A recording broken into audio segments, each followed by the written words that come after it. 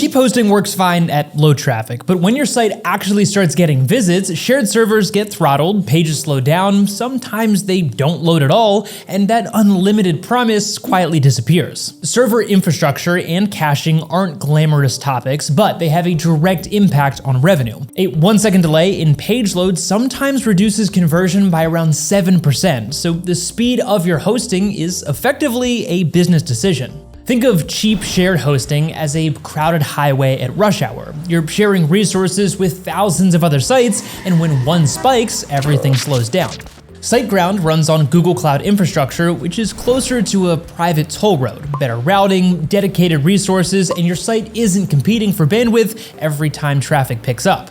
Now, before we get into testing, if you find these breakdowns useful, you can subscribe. We keep these reviews updated as things change, especially with hosting. So like I said, SiteGround runs on Google Cloud infrastructure, which gives it a more stable performance baseline than traditional shared hosting. Every plan includes a free CDN and multi-level caching out of the box, and on higher tiers, SiteGround also delivers up to 30% faster PHP processing compared to standard configurations. That's where the performance gap between SiteGround and budget hosts becomes most visible under real traffic. Their proprietary caching system, SuperCacher, works across 3 levels: static cache for non-dynamic content, dynamic cache for database-heavy pages, and memcache for applications with heavy user traffic. Combined with the Speed Optimizer plugin, which handles image compression, lazy loading, and front-end optimization automatically, most performance work is handled before you even publish your first page. In testing, that infrastructure holds up really well. Page load times consistently sat in the 1 to 2 second range, GT metrics returned an A grade, and uptime held at 100% throughout the monitoring period. And for a WordPress site, that's a strong out-of-the-box result without any manual optimization required. Okay, now for pricing. SiteGround's pricing has 2 very different numbers, and it's important to know both before you commit. The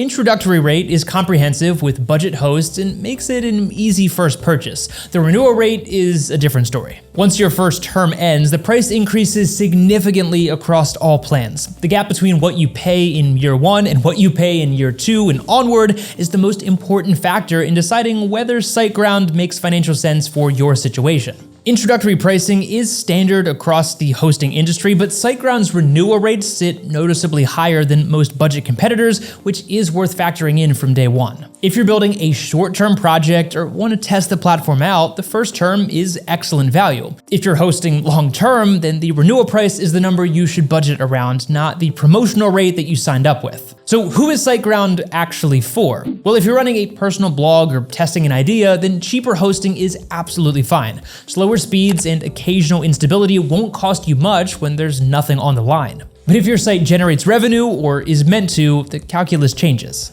Downtime, slow load times, and poor support aren't just inconveniences at that point, they're lost income. SiteGround's performance, infrastructure, and support quality make it an investment in protecting that income, not just a more impressive version of the same thing. If you want to lock in their first-year discount, there is a promotional link down in the description box below. It's the best entry price that you'll find for this platform.